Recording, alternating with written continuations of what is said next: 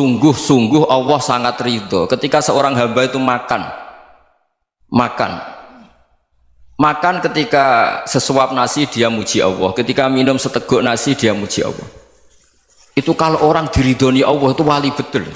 Itu untuk jadi wali itu gampang, kamu makan ridho, kamu ninjak buminya Allah ridho seneng, kamu hidup keseharian aman seneng. Nah ini supaya sampean kita semua ngaji betapa panduan Rasulullah untuk menggapai ridho Allah itu banyak yang keseharian sekali. Saking kesehariannya banyak dalam hadis dan itu sahih. Nabi menyebut hal-hal yang keseharian. Hatta ma tas'alu fi imra'atika, kamu punya uang kemudian istri kamu bisa makan, itu ibadah. Bahkan sebagian ibadah itu dicontohkan Nabi yang akhirnya diprotes sahabat, yaitu wa fi buti ahadikum sedekah, kamu menggauli istri kamu itu ya sedekah. Sampai sahabat bilang, yang benar ya Rasulullah, ayati ahaduna syahwatahu wa huwa lahu ajrun, masa urusan biologis, urusan syahwat kemudian dia dapat pahala. Nabi menjawab, alaysa lawada'aha fi haramin akana alaihi wisrun, bagaimana kalau dia meletakkan ke yang tidak benar, itu kan dosa. Nah, hal-hal seperti ini yang saya ingin teman-teman semua, saya juga agak ingin ngaji demi Anda, juga agak ingin. Itu dosa sekali ngaji kok pesanan kelompok tertentu itu nggak boleh. Islam itu untuk semua. Jadi ya cuma karena di depan saya jenengan ya seakan-akan jenengan korbannya. Itu ada ilmunya dalam usul fikih itu. Jadi orang itu harus ngaji usul fikih. Nama yang disebut, mungkin Mas Sufyan masih ingat zaman ngaji usul fikih. Nama yang disebut itu tidak jaminan sebagai prioritas perintah. Jadi misalnya gini, kebetulan yang di depan Nabi itu Abu Dzar. Nabi ya bilang, ya Aba Dzarin ini uhibbuka misalnya, atau ya Mu'ad ini uhibbuka, atau ya Abu Hurairah ini uhibbuka misalnya.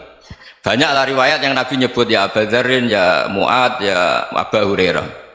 Kemudian misalnya Nabi meneruskan khitab, ini uhibbuka, saya mencintai kamu, fakul dubur sholatin, atau sebagian riwayat disebut fala tada'anna dubura kulli sholatin Allahumma inni ala dzikrika wa syukrika wa husni ibadatik. Saya mencintai kamu, siapa saja, Mu'ad bisa, Abu Dzar bisa, sahabat. Saya mencintai kamu, mohon kalau habis sholat kamu jangan lupa wiridan Allahumma inni ala dzikrika wa syukrika wa husni ibadatik. Ya Allah, tolong kami permudah supaya mudah ingat engkau. Anda tidak bisa mentang-mentang, wong nama saya Parmen, nama saya Purnomo, itu yang diperintahkan Mu'ad misalnya. Jadi yang disebut satu, tapi khitab itu untuk siapa saja. Saya teruskan ya. Jadi saya mohon semua kita melakukan kebaikan itu, kalau dalam kaidah fikih disebut al yakin la yuzalu bisyak.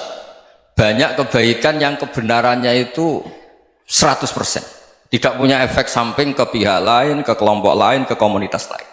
Yaitu tadi misalnya Anda makan dan itu murah sekali, hanya butuh satu piring, setiap punyaan kamu muji Allah, setiap minum kamu muji Allah. Itu redaksinya Rasulullah SAW disebut Allah sangat ridho ketika seorang hamba makan kemudian dia memuji Allah, atau minum kemudian dia muji Allah.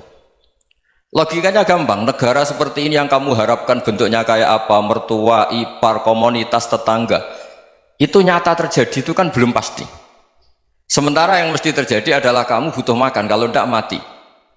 Butuh minum, kalau tidak mati. Butuh bumi yang nyaman ditempati, kalau tidak kita juga mati. Sebab itu Allah kalau menyebut nikmatnya itu hal-hal yang keseharian. Alladzi at'amahum min ju'. Allah itu siapa? Allah itu yang menciptakan kamu bisa makan. Tidak berlebihan. Allah itu yang menciptakan kondisi sosial itu ideal. Zaman Nabi itu ya ada orang munafik. Orang-orang pilihan Allah itu juga diuji orang sekelilingnya yang macam-macam. Semua diuji sesuai konteks zaman dan waktu. Nah, tapi ada ibadah-ibadah yang selalu disarankan Nabi. Sampai Nabi itu pernah ditanya, ayul islami khairun ya Rasulullah, Islam terbaik itu gimana? Jawaban Nabi itu unik. It'amut to'am, Islam terbaik itu ya makan-makan, yang santai-santai. Ketika Allah menyebut beberapa kebaikan, falak tahamal aqobah, wa ma adrokan apa? Mal aqobah. Terusannya apa? Fakku rokobah. Terusannya apa? Au it'amun fi yaumin di masubah. Ya, atau acara makan-makan itu juga Islam. Kenapa? Ya bayangkan kalau tidak ada makanan, kita mati kan? Kondisi sosial tidak ideal itu Anda masih gak apa-apa, tapi kalau Anda tidak makan, Anda tidak minum, Kamu punya istri cerewet masih bisa hidup, punya mertua cerewet masih bisa hidup. Tapi kalau tidak makan bisa mati. Berarti penting mana istri sama makan? Penting mana? Makan. Semoga istri Anda dengar. Nanti kamu disuruh makan tapi pulang deh. Itu kalau dibahasakan makan masih memahami. Penting mana nasi satu piring dengan istri. Nggak ada nasi mati, nggak ada istri belum mati. Penting mana? Gak berani jawab kan? Nah, ternyata Anda ada garang kan di depan istri. Jadi saya mohonlah, mungkin Mas Sufyan Sauri tadi yang bisa bantu lah. Teman-teman tuh ngaji yang keseharian saja. Karena kita nyari ridho Allah itu berdasar firman Allah. Dan firman Allah itu menyebut keseharian tuh riang, gampang. Yaitu tadi misalnya wa min ayatihi manamukum billaili wan nahar. Termasuk ayat-ayat Allah itu kamu tidur. Maka dulu itu ada guyonan, ada tokoh Mu'tazilah, kelompok dalam Islam yang berpikir manusia itu bisa menentukan ikhtiarnya sendiri. Karena saya bisa duduk, ingin berdiri, berdiri. Karena kelompok ini nggak terima kalau semua kehendak Allah, nanti bagaimana kalau semua kehendak Allah kok ada hisab ya, ada sanksi. Lucunya itu dia akhirnya, ini cerita ya, mencintai seorang perempuan, cantik sekali. Dan itu dia menjadi ahli sunnah itu oleh hal-hal yang sepele. Karena istrinya cantik, ya namanya suami istri itu hubungan intim. Terus ditanya, Mas, masih ingin lagi? Masih. Silahkan diulang lagi. Wah ya tidak bisa. Katanya manusia bisa menentukan yang diinginkan. Itu tobat itu. Itu nggak bisa ditobatkan Mas Sufyan Ats-Tsauri. Orang cantik yang mudah nobatkan orang itu orang cantik. Segampang itu. Akhirnya kita tahu, makanya kalau dalam kitab Hikam itu disebut al-aqil mayyakul madza yaf'alu wa hubi wal ghafil mayyakul madza af'al. Orang yang punya akal karena sadar ini wilayah Allah, semua milik Tuhan. Itu dia tiap hari berpikir, besok Allah akan melakukan apa terhadap dunia ini. Kamu merencanakan suatu mau plesir ternyata gempa. Mau wisata ke Rusia ternyata perang. Kamu tidak pernah tahu apa yang akan terjadi besok. Wa ma tadri nafsum madza taksibu ghadan. Tapi anda semua kita ini sering punya jadwal permanen. Makanya saya kalau diundang siapa saja, bisa takdir. Yang jelas Gus ini acara penting. Ya masih acara penting nak pangeran ngersakno piye? Kowe ape dadi pangeran? Kamu kok mau jadi Tuhan? Itu kadang ya kiai. Penting Gus acara ini jenengan harus memastikan bisa. Loh kamu itu yang ngajarin tauhid, sesuatu itu biadillah kok bilang-bilang apa pasti. Kalau maksa terus tak tobatkan loh kamu kata saya. Ya kalau gitu Gus bilang insya Allah. Wah itu hati saya, fisik saya, roh saya sudah bilang insya Allah. Tidak usah kamu latih kata saya. Nah hal-hal tauhid keseharian itu gampang sebetulnya. Wal ghafil yaqulu madza af'al. Tapi orang yang lupa Allah dia setiap hari bilang besok apa? Kita bisa melakukan apa? Seakan-akan dia itu aktor, dia penting, dia subjek permanen, dia. Padahal kita ini hanya objek kehendak Allah Subhanahu wa taala. Karena kita yakin sesuatu yang terjadi di alam raya ini kita tidak bisa apa-apa. Makanya saya sering ngaji, sering bilang saya, ketika Anda mensifati Allah, dia yang menghidupkan. Sudah itu tanamkan, sehingga ketika kita mati, santai saja. Kenapa santai? Allah punya cara menghidupkan kita. Zaman kita hidup juga gak tahu caranya ngelola jantung, ngelola paru-paru. Kamu juga gak tahu ngelola oksigen yang tidak beracun, tidak mengandung polusi. Tahu-tahu hidup. Gak ingin tua ya tahu-tahu tua, gak ingin mati tahu-tahu mati. Selama ini kita hidup juga gak tahu apa-apa sebetulnya. Hanya gaya tok, punya jadwal, punya planning. Kalau kamu bisa menentukan pilihan Anda, pasti Anda istrinya cantik, 4 neriman semua, kona'ah semua. Nyatanya enggak kan? Ada 1 jelek, cerewet. Oh itu kan, nyatanya enggak bisa apa-apa Anda kan? Dan kamu bawa mati lagi. Itu kan, istri Anda juga gitu, punya keinginan, punya suami yang ganteng, yang jabat, yang neriman, yang enggak poligami. Ya enggak kesampaian juga. Kalau kita ngitung tingkat kegagalan kita itu gagal terus. Ya kan? Nah, terus ingat Allah, madza yaf'alu wa bi. Orang yang punya akal selalu berpikir Allah itu menghendaki apa terhadap saya. Lalu sama-sama orang melihat orang yang serius, itu kata Anda itu pemikir berat, serius, senang punya tokoh yang merengut karena kamu anggap serius. Tapi sebagian orang anggap orang yang serius itu wong merengut, wong masam, wong muka kok ditekuk. Jadi sama itu hati, ya muqallibal qulub tsabbit qalbi ala dinik, karena kita nggak tahu cara berpikir kita tentang orang lain, tentang sekeliling kita. Misalnya kita orang baik yang jenis ngrumat fakir miskin, ada orang bangun masjid mewah itu janggal. Apa artinya masjid mewah kalau banyak orang kelaparan? Tapi kalau yang jenis pendidikan, apa artinya masjid mewah kalau tidak bisa ngaji?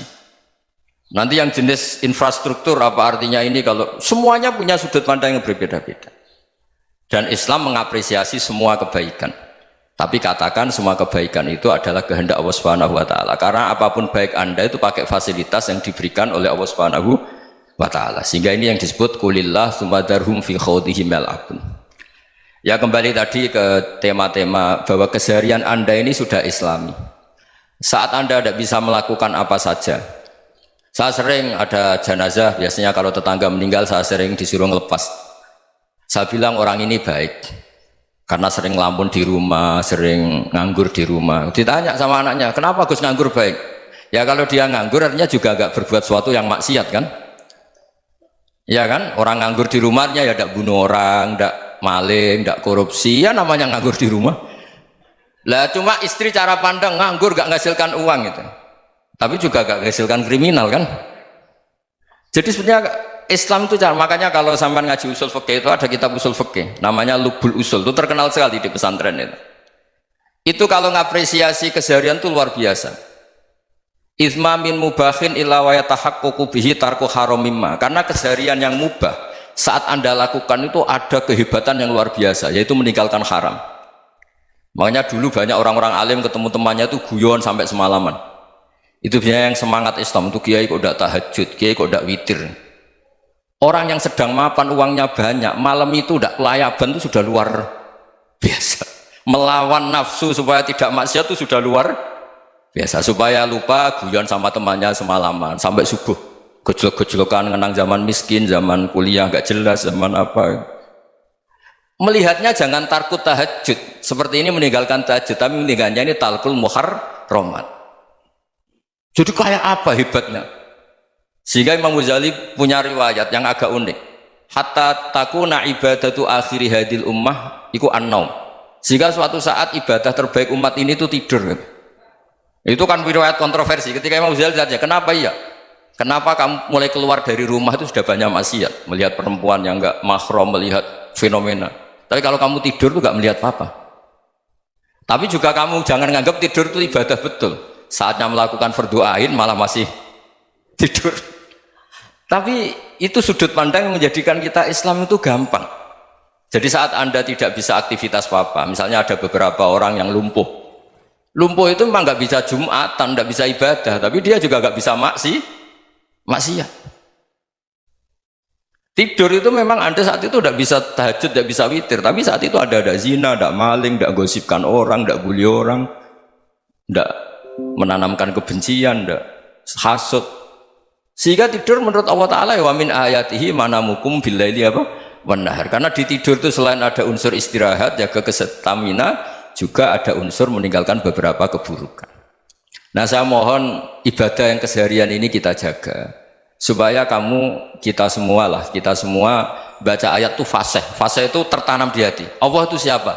Alladzi at'amahum min ju'i wa amanahum min khawf. Dan Allah kalau cerita di Quran itu anna subabnal ma'a subba thumma syaqaqnal ardhan wa syaqqa fa'ambatna fiha habba wa inaba wa qadba wa zaituna wa nakhla wa hadaika hulba. Kamu tahu saya ini siapa, kata Allah.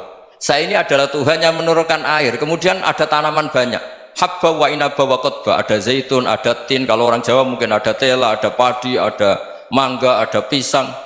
Sudah. Wa inaba wa zaituna wa nakhla wa hadaika hulba, ada perkebunan yang lebat. Tujuannya apa? Mata Allahkum, silahkan kamu pakai, kamu nikmati. Tapi karena kadang kita ini punya ide-ide besar, tadi untuk syukur saja nunggu punya istri riman, rumah baik, tetangga baik, komunitas baik, semuanya baik baru syukur. Lama-lama nanti ada di surga, syukurnya nunggu surga paling kelas A.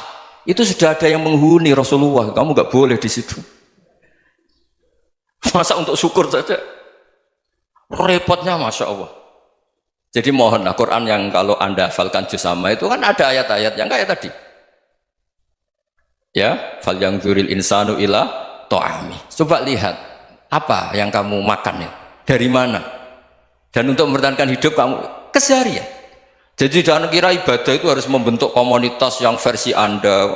Ibadah itu harus hal yang mulu-mulu. Kesehariannya Anda alami. Loh, ini saya tidak bikin-bikin. Saya ngaji bukan karena berdasar pesanan. Itu ayat yang saya baca kan betul ada ayatnya kan. Fal yang dzuril insanu ila ta'ami anna sobabnal ma'a sobba thumma syaqaqnal ardo syaqqa fa ambasna fiha habba wa inaba wa qadba wa zaituna wa nakhla wa hadaika ghulba. Terusannya apa? Mata'al lakum, silakan kamu nikmati. Mata itu silakan kamu nikmati. Ya kayak sampean dikasih hidangan ya makan. Ya sudah makan, habis makan ya minum, habis itu ngantuk ya tidur. Ya sudah normal-normal saja. Kayak apa indahnya Islam? Tapi Anda mencari Islam yang gimana lagi?